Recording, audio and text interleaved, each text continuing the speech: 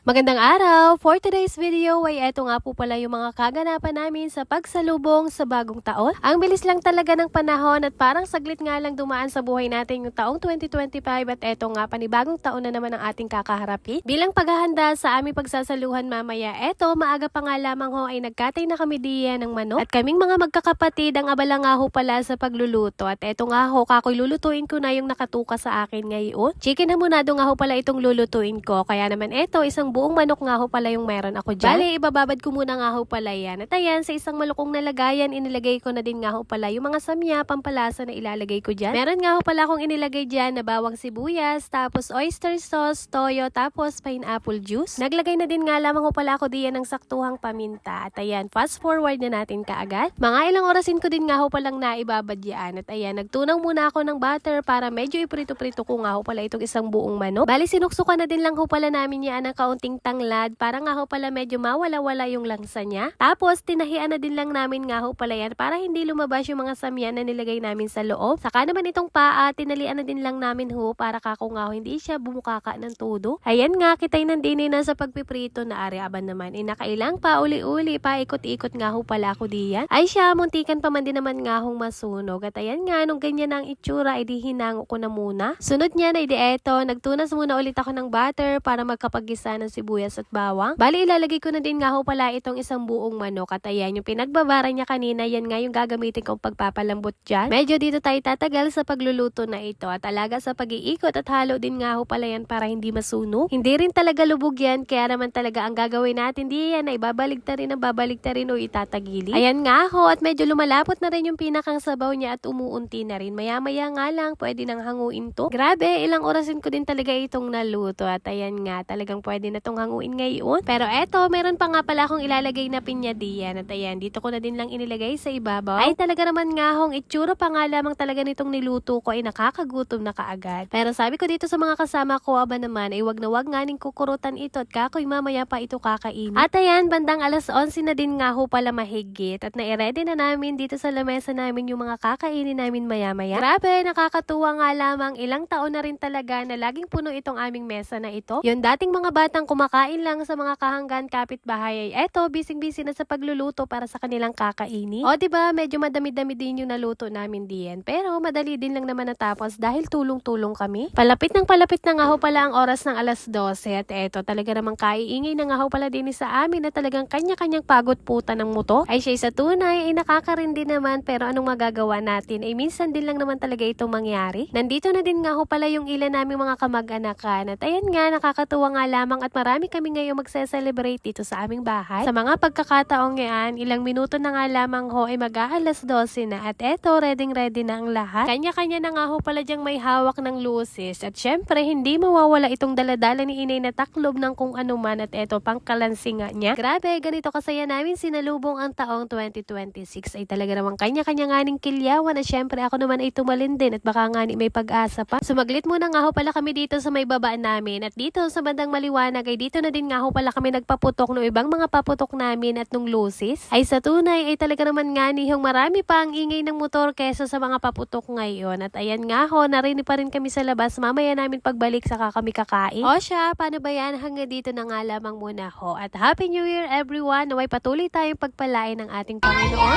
At yun lamang for today's video. Maraming salamat sa inyong panonood. God bless!